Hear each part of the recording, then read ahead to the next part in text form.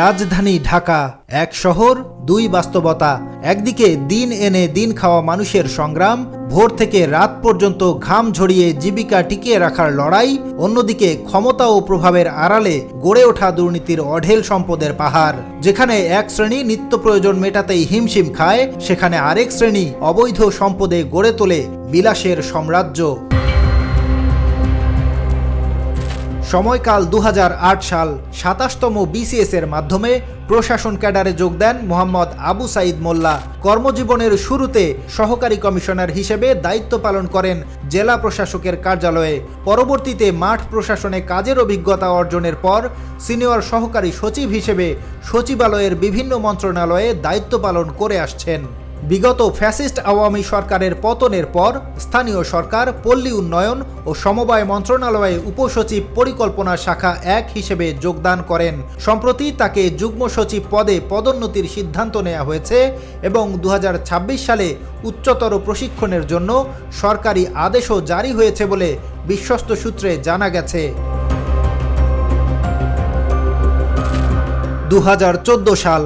Motijheel সার্কেলে AC land হিসেবে দায়িত্ব পাওয়ার পরই তার ক্ষমতার পরিধি বাড়তে শুরু করে। অভিযোগ রয়েছে, সরকারি জমি ব্যবস্থাপনা ও উচ্ছেদ অভিযানের আড়ালে শুরু হয় বড় অঙ্কের অর্থ লেনদেন। স্থানীয়দের দাবি, এই সময় থেকেই তৈরি হতে থাকে একটি অদৃশ্য কিন্তু শক্তিশালী প্রভাব বলয়।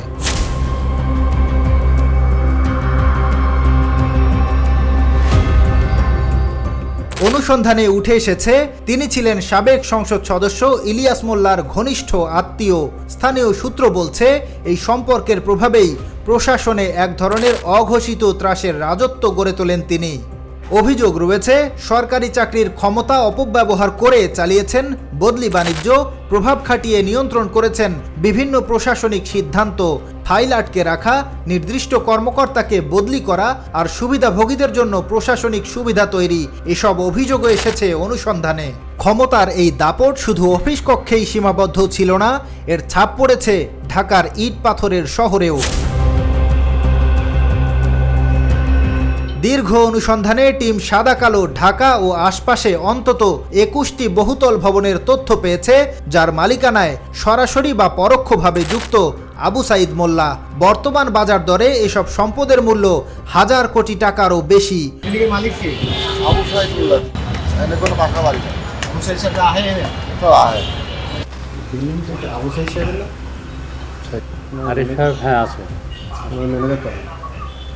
এই যে আপনার আবু সাইদ মোল্লার যে ম্যানেজার, ওনার নাম্বার হলে চলবে?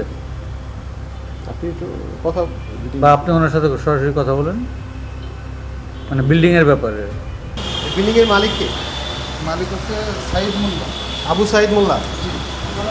হাউস নাম্বার কত? এটা 2 নাম্বার, হাউস 2। আবু সাইদ সাহেব আসে কি না? ওনাকে আমি একবার দিয়েছি। আসলে 5 তারিখের আগে না? 5 তারিখের পর। 5 তারিখ করতে কোনটা বোঝাতে যাচ্ছে না? আগস্টে 5। হ্যাঁ, 5 তারিখের পর। এটা কি আবু সাইদ সাহেবের বিল্ডিং না? আচ্ছা আচ্ছা, আপনার নাম কি রাজীব? শুধু ঢাকাই নয়, সাভার ও পূর্বাচলেও রয়েছে শত শত বিঘা জমি। স্থানীয় সূত্রের দাবি, এই বিপুল সম্পদের একটি বড় অংশ দেশের বাইরেও পাচার করা হয়েছে। শুধু তাই নয়, এ বিষয়ে একটি অভিযোগও জমা পড়েছে দুর্নীতি দমন কমিশনে।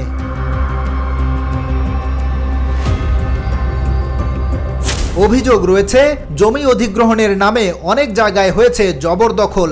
কিছু ক্ষেত্রে প্রশাসনের অসাধু কর্মকর্তাদের ব্যবহার করে চাপ সৃষ্টি করারও অভিযোগ রয়েছে।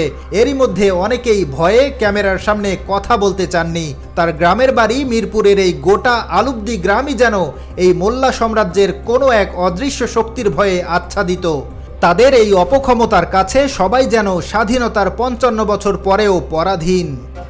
এই খালগুলো দখল করা ছিল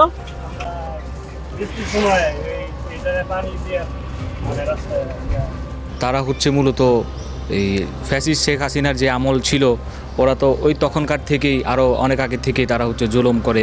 এই যারা আমরা এলাকাবাসী ছিলাম, আমাদের পৈতৃক ভিটা টিটা যাদের ছিল, ওরা হচ্ছে অনেক সময় আমাদের কেনা জমি টমি সব কিছু ওরা দখল করে নিয়ে গেছে।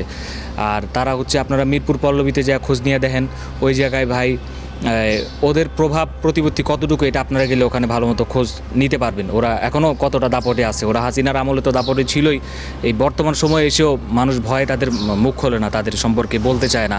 আর এই যে আমি এখন আপনাদের সামনে কথা বলতেছি, আমি জানি না আমি আসলে কতটুকু সেফ থাকবো এটা প্রচার হওয়ার পরে। আমরা আসলে ভাই বিভিন্ন অধিদপ্তরে অভিযোগ করছি, কিন্তু কোনো লাভ হয় নাই। আমরা থানা পুলিশ করছি, কোর্ট কাছারি আদালতে ঘুরছি, কিন্তু আসলে আমরা ফলপ্রসূ পাই নাই ওই রকম। অনুসন্ধানে আরও উঠে এসেছে তার একাধিক ভবনে নির্মাণ বিধিমালা লঙ্ঘনের অভিযোগ রয়েছে। 2024 সালে গৃহায়ন বিভাগের একটি চিঠিতে একটি কমার্শিয়াল বিল্ডিংয়ে গুরুতর অনিয়মের কথা উল্লেখ করে কার্যক্রম স্থগিতের সুপারিশ করা হয়, কিন্তু সেই ফাইল আজও ধামাচাপা পড়ে আছে। গৃহায়নে আমরা যেতে চাই, আমরা জানতে চাই এই বিষয়ে সর্বশেষ তারা কি আদৌ কোনো পদক্ষেপ নিতে পেরেছিল নাকি পারেনি। কিন্তু না, এখানেও সমাধান মিলছে না। চ্যানেল এস এর ক্যামেরা দেখে মিরপুর গৃহায়ন কর্মকর্তা যেন একটু নড়ে চড়েই বসলো। তিনি ক্যামেরা সহ ক্যামেরাম্যানকে রুমের বাহিরে যেতে বলেন।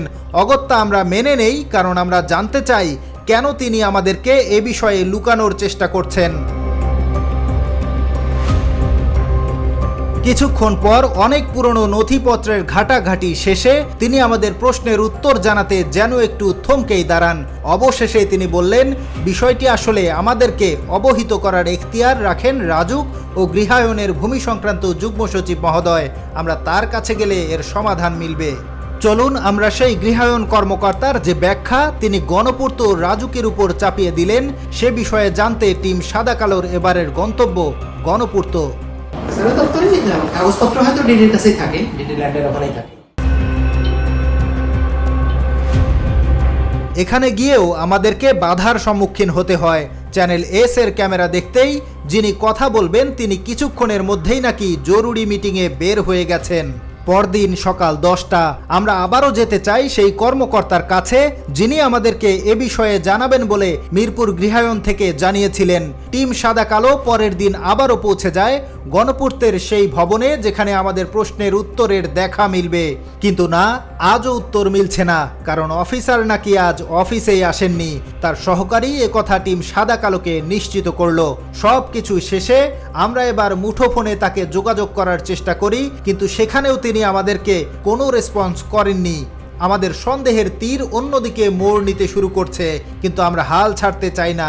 তাই টিম সাদা কালোর এবারের গন্তব্য রাজুক। আমরা দেখতে চাই মিরপুর গৃহায়ন গণপূর্তের পর এবার রাজুক কি বলে।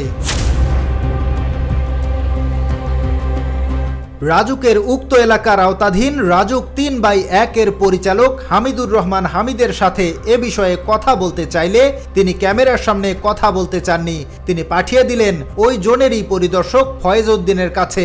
কিন্তু না, এ বিষয়ে কথা বলতেই তিনিও চড়াও হয়ে যান টিম সাদা কালোর ওপর। ক্যামেরাটা আপনি একটু ঘুরাই রাখেন। টিম সাদা কালোর এবারের গন্তব্য ফায়ার সার্ভিস ও ডিফেন্স বিভাগে। এ বিষয়ে তারা কি ব্যবস্থা নিয়েছেন সেটি দেখার অপেক্ষা এবার। কিন্তু না, ব্যস্ততার অজুহাত দেখিয়ে তারাও বিষয়টি এড়িয়ে যেতে চেষ্টা করেন। টিম সাদা কালোর গন্তব্য যখন আবু সাইদ মোল্লার একের পর এক পাহাড় সম অবৈধ সম্পদের খতিয়ান খুঁজে বের করার দিকে, ততক্ষণে একটা ফোন কল বেজে ওঠে আমাদের রিপোর্টারের। ফোনের ওপাশ থেকে বললেন তিনি আরিফ হোসেন, ম্যানেজার আবু সাইদ মোল্লার। দীর্ঘ 16 বছরের বেশি সময় ধরে তিনিই নাকি তার এ সকল সম্পত্তির দেখভালের দায়িত্ব পালন করে আসছেন। আমাদের রিপোর্টারকে তিনি বলেন, আমরা ভাই ভাই, এর আগে অনেকেই আসছে কিন্তু কেউই কিছুই করতে পারেনি। আপনারা আসেন, বসেন, বসে কথা বলি।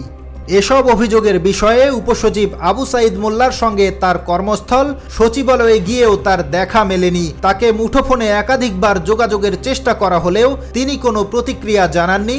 এমনকি ফোনে খুদে বার্তা পাঠিয়েও কোনো সাড়া মেলেনি। একজন সরকারি কর্মকর্তা হয়েও অঢেল সম্পদের মালিক বনে যাওয়া এই মোল্লা সাম্রাজ্যের বিষয়ে জানতে আমরা একজন অপরাধ ও আইন বিশেষজ্ঞের কাছে যেতে চাই। চলুন জেনে নেওয়া যাক এ জাতীয় ক্ষমতার অপব্যবহার করে অর্থনৈতিক কর্মকাণ্ডের সাথে জড়িত থাকলে সরকারি চাকুরি বিধিমালা অনুযায়ী তার বিরুদ্ধে শাস্তির কি বিধান রয়েছে তা একটু জেনে নেই।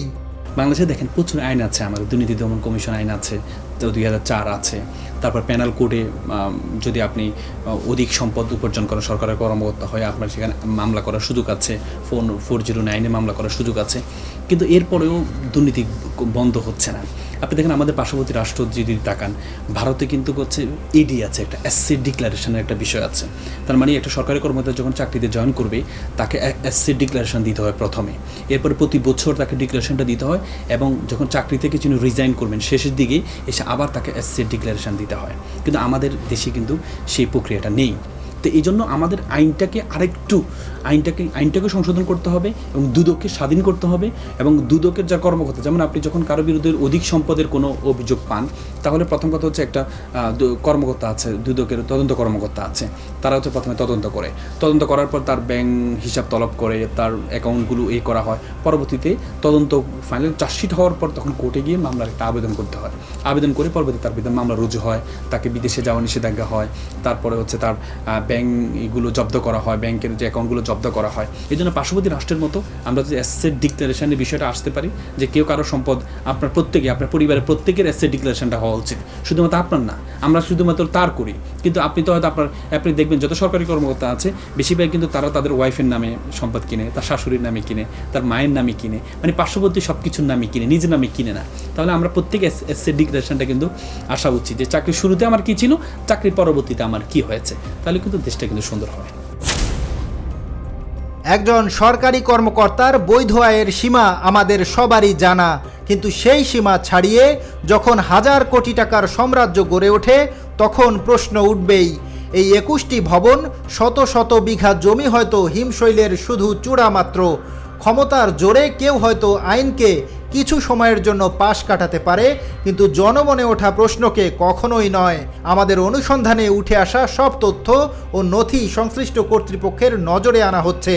এখন দায়িত্ব রাষ্ট্র ও বিচার ব্যবস্থার, কারণ সরকারি চেয়ার কোনো ব্যক্তিগত সম্পত্তি নয়, এটি জনগণের আমানত। কালোকে সাদা আর সাদাকে কালো বানাতে যারা মরিয়া, সাদা কালো তাদেরই দুর্নীতির অন্ধকারে আলো ফেলতে চেষ্টা চালিয়ে যাবে।